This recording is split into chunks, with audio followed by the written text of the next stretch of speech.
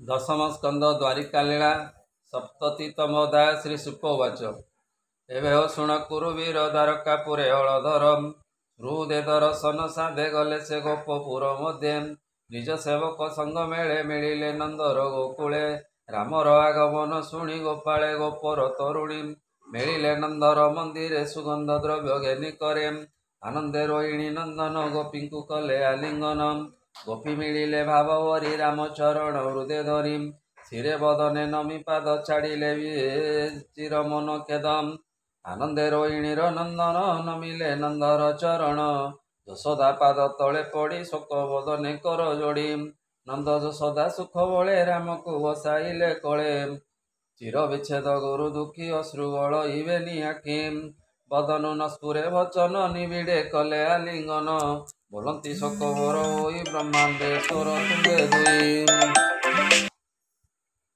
ବୋଲନ୍ତି ଶୋକ ଭର ହୋଇ ବ୍ରହ୍ମାଣ୍ଡେଶ୍ୱର ତୁମ୍ଭେ ଦୁଇ ନିରାଶ କଲ ମୋର ଘର ମୁଁ ଏବେ ଶରଣ ତୁମ୍ଭର ଗୋପରେ ଯେତେ ବନ୍ଧୁ ଜନେ ମିଳିଲେ ରାମ ସନ୍ନିଧାନେ ରାମ ନ ମିଳେ ଜଣେ ଜଣେ ବୃଦ୍ଧ ଗୋପାଳଙ୍କ ଚରଣେ ତୁଲ୍ୟ ବୟସୀ ଗୋପୀ ଜନେ ସଙ୍ଗତେ ଥିଲେ ବନ୍ଧୁମାନେ ରାମକୁ ଦେଖି ସ୍ନେହ ଭରେ କୋଳ କରନ୍ତି ଏକୁଆରେ ସ୍ନେହ ବଚନେ ବନ୍ଧୁ ସଙ୍ଗେ ରାମ ବଞ୍ଚିଲେ ନାନା ରଙ୍ଗେ ନିବିଡ଼େ ବିଡ଼ି କୋଳ କଲେ ଆନନ୍ଦ ସାଗରେ ବୁଡ଼ିଲେ ଏମନ୍ତ ଜଣେ ଜଣେ କୋଳେ କରି ବସିଲେ ଏକ ବେଳେ କ୍ଷୀର ପାୟସ ମଧୁର ସେ ରାମ ଭଞ୍ଜିଲେ ମନ ତୋଷେ ବିଶ୍ରାମ କରାଇ ଗୋପାଳେ ବସି ପୁଛନ୍ତି ଏକ ବେଳେ ନେତ୍ର ପୂରିତ ଅଶ୍ରୁ ଜଳ ପୁଛନ୍ତି ବନ୍ଧୁକ କୁଶଳ କୃଷ୍ଣ ଚରଣେ ମନ ଦେଇ ସମ୍ଭ୍ରମେ ନ ପାରନ୍ତି କହି ବିଷୟ ସୁଖ ନ ଜାଣନ୍ତି କୃଷ୍ଣ କୁଶଳ ପଚାରନ୍ତି ହେ ରାମ କମଳ ଲୋଚନ କହତୁ ଯାଉ ଖେଦ ମନ କୃଷ୍ଣ ଯେ ଗଲେ ମଧୁବନ ତାହାର ସଙ୍ଗେ ଆମ୍ବ ମନ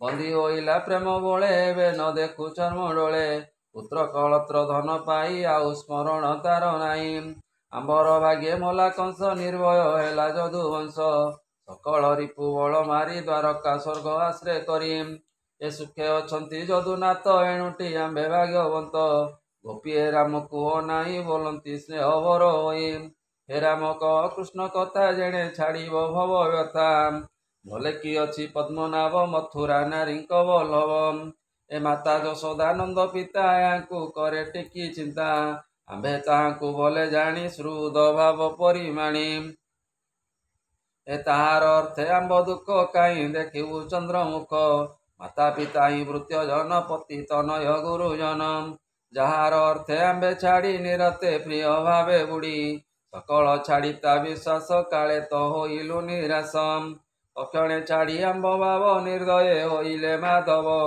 ମଥୁରାପୁର ବନ୍ଧୁ ଜନ ମଧୁର ତାଙ୍କ ବଚନ କ୍ଷଣେ ସୁହୃଦ କୁଟମତି କେମତେ ବିଶ୍ୱାସ କରନ୍ତି ତାହାର ଆତ୍ମା ତାର ନୁହେଁ ଭକତ ଜନ ତାଙ୍କୁ ମୋହେ ଏ କୃତଘ୍ନ ଭାବ ଦୁଷ୍ଟମତି ମଥୁରା ନାରୀ ନ ଜାଣନ୍ତି ତାହାର ପବିତ୍ର ବଚନ ତୃଷିତ ଅନଙ୍ଗ ବର୍ଦ୍ଧନ ଦେଖି ହୁଅନ୍ତି ମୋହଗତ ଅନଙ୍ଗ ବାଣେ ହୋଇ ମତ କେତେ କହିବୁ ତାର ଗୁଣ ବୋଲନ୍ତି ସଖୀ ମାନେ ଶୁଣ ତାହାର କଥା କିମ୍ପା କହ ଶୁଣନ୍ତେ ଦହେ ଆମ୍ବ ଦେହ ଆମ୍ଭେ ଯେ ନଉ ତାର ସଙ୍ଗେ ଏତେ ଦିବସ ନାନା ରଙ୍ଗେ ସେ ଆମ୍ବ ସଙ୍ଗେ ଏବେ ନାହିଁ କାଳ କି ଅଛି ସ୍ଥିର ହୋଇ ଏମତେ ସ୍ନେହ ବର ହୋଇ କୃଷ୍ଣର ରୂପେ ମନ ଦେଇ ଏ କୃଷ୍ଣର ରସ ବଦନ ମୋହନ ଗଭୀର ବଚନ କଟାକ୍ଷ ଦୃଷ୍ଟି ମନ୍ଦ ଗତି ପ୍ରେମ ଆଳସ୍ୟ ସୁମରନ୍ତି ଏ କାନ୍ଦନ୍ତି କୃଷ୍ଣ ଭାବ ବହି ଶଙ୍କର ଶରଣ ମୁଖ ଚାହିଁ କୃଷ୍ଣ ସନ୍ଦେଶ କଥା ମାନ କହି ତୋଷିଲେ ତାଙ୍କ ମନ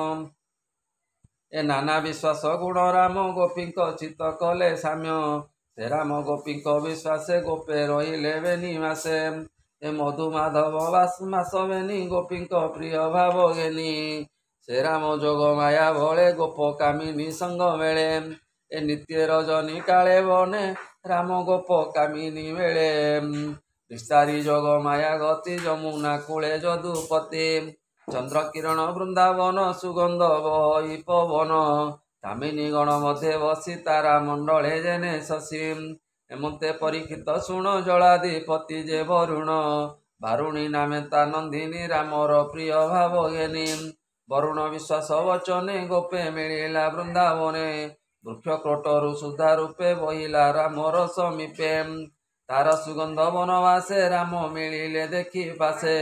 ଗୋପୀ ସହିତେ ବଳରାମ ଆନନ୍ଦେ କଲେ ମଧୁପାନ। ଏ ବାରୁଣୀ ପାନେ ମତ ହୋଇ ଗୋପୀଏ ରାମ ସଙ୍ଗ ପାଇ। ବୃକ୍ଷର ତଳେ କୌତୂହଳେ ବାରୁଣୀ ପାନେ ମତ ବଳେ। ଏ ମଦେ ମୁଦ୍ରିତ ବେନି ଆଖି ମତ କୁଞ୍ଜର ପ୍ରାୟ ଦେଖି। ଦକ୍ଷିଣ କର୍ଣ୍ଣରେ କୁଣ୍ଡଳ ହୃଦେ ଲମ୍ବୋଇ ପୁଷ୍ପମାଳ। ମୁଖ ପଙ୍କଜେ ମନ୍ଦ ହାସ ଗଳେ ରୁଚିରେ ନୀଳବାସ। ରବି କିରଣେ ଶ୍ରମ ପାଇ ବୋଲନ୍ତି ଯମୁନାକୁ ଯାଇ। ଆସ କାଳିନ୍ଦୀ ମୋର ପାଶ ସକଳ ଶ୍ରମ କର ନାଶ। ତୋଜଳେ କରି ଅବଗାହ ଶ୍ରମ ନରହୁ ମୋର ଦେହ। ଯମୁନା ରାମ ବାକ୍ୟ ଶୁଣି ମଦିରା ମତ ପ୍ରାୟ ମଣି। ଅବଜ୍ଞା କରି ରାମ ବାଣୀ ତରଳେ ବହେ ତରଙ୍ଗିଣୀ। ତା ଦେଖି ରାମ କୋପ ଭରେ ତୀକ୍ଷ୍ଣ ଲଙ୍ଗଳ ଧରି କରେ। କାଳନ୍ଦୀ ମଧ୍ୟ ଅଳସ୍ତାପି କୋପେ ବଳନ୍ତି ବିଶ୍ୱରୂପୀ। ରେ ପାପି ଏଡ଼େ ଗର୍ବ ତୋର ଅବଜ୍ଞା କଲୁ ବାକ୍ୟ ମୋର। ତୁ ମତେ କଲୁ ଅବହେଳ ଆଜ ଦେବ ହିଁ ପ୍ରତିଫଳ। ଲଙ୍ଗଳ ଅଗ୍ରେ ତୋତେ ଧରି କାଟିବି ସତେ ଖଣ୍ଡ କରି। ନିଶ୍ଚିତେ ଯିବୁ ଆଜ ବହି ଆଜ୍ଞା ଭାଙ୍ଗିବୁ ଗର୍ବ ବହି। ଏମତେ ରାମ ବାକ୍ୟ ଶୁଣି ଭୟେ ବୋଲଇ ତରଙ୍ଗିଣୀ। ଲହରୀ ବାଜେ ବେନି କରେ ନମିଲା ରାମର ପୟରେ। କମଳ ଉପହାର ମୁଖେ ରାମକୁ ବୋଲେ ଭୟ ଦୁଃଖେ। ହେ ରାମ ରାମ ମହାଭୁଜ ମୁହିଁ ଜାଣଇ ତୋର ତେଜ। ତୋହର ଏକ ଅଂଶ ମୁହିଁ ମୁକୁଟ ଶିରେ ଅଛି ବହି। ଜଗତ ତାତ ମହିଧର ନାଥ ଶରଣ ତୋହର। ତୋର ମହିମା ଭଗବାନ ନ ଜାଣି କଲି ଅବଜ୍ଞାନ। ପଶିଲି ତୋର ଶରଣ ସୁନ୍ଦର ଅଭୟ ଚରଣ। ତୁ ନାଥ ଭକତ ବତ୍ସଳ ଶରଣ ରଖ ଆଦି ମୂଳ। ହେମନ୍ତ ନଦୀ ବାକ୍ୟ ଶୁଣି ହଳ ସଂହରି ହଳ ପାଣି। ସକଳ ଗୋପ ନାରୀ ମେଳେ ପଶିଲେ ଯମୁନାର ଜଳେ। ହସ୍ତି ସମୂହେ କରି ଭର ଯେମତେ ଦିଶଇ ସୁନ୍ଦର। ନିଶ୍ଚିନ୍ତେ ଜଳ କ୍ରୀଡ଼ା କରି କୂଳେ ମିଳିଲେ ହଳଧାରୀ। ତକ୍ଷଣେ ରବିର ନନ୍ଦିନୀ ନିର୍ମଳ ନୀଳ ବସ୍ତ୍ର ଘେନି। ଏ ରାମର করে ଦେଲା ଆଣି ଭୂଷଣ ନାନା ରତ୍ନମଣି। ନୀଳ କମଳ ମାଳ ଗଳେ ଦେଇ ନମିଲା ପାଦ ତଳେ। ନୀଳ ବସନ ଅନୁପମ ଆନନ୍ଦେ ପିନ୍ଧି ବଳରାମ। ଭୂଷଣ ନାନା ରତ୍ନ କୂଳ ହୃଦେ ଲମ୍ବଇ ବନମାଳ। ଏ ଗନ୍ଧ ଚନ୍ଦନ ହୃଦେ ଲେପି ଦିଶିଲେ ଇନ୍ଦ୍ର ଗଜ ରୂପୀ। ଶୁଣ ଏ ଅଭିମନ୍ୟୁ ସୁତ ଯମୁନା କୂଳେ ରାମ କୃତ୍ୟ। ଏ ଅଦ୍ୟାପି ବୃନ୍ଦାବନ ଦେଶେ ଯମୁନା ବହେ ବକ୍ର ଆସେ। ଅନନ୍ତ ବଳ ବଳରାମ ତାର ଚରିତ ଅନୁପମ। ଯମୁନା ତଟେ ବୃନ୍ଦାବନେ ଏବେ ତୁ ଶୁଣ ସାବଧାନେ। ହେମନ୍ତ କରି କ୍ରୀଡ଼ା ରସ ରାମ ରହିଲେ ବେନି ମାସ। ଯେତେ ରଜନୀ ବେନି ମାସେ ଗୋପୀଏ ବୃନ୍ଦାବନ ଦେଶେ। ରାମର ପ୍ରିୟ ଭାବେ ମିଶି ଜାଣନ୍ତି ଗଲା ଏକ ନିଶି। ସେ ରାମ ପାଦ ପଦ୍ମ ମୂଳେ ସୁଜନେ ଚିତ୍ତ ଧ୍ୟାନ ବଳେ। ଅନନ୍ତ ଚରିତ ଅମୃତ କହିଲା ବିପ୍ର ଜଗନ୍ନାଥ।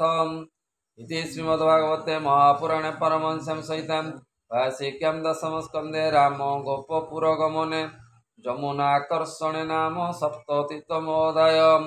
बोल आनन्दे कवार हरि हरि बोल।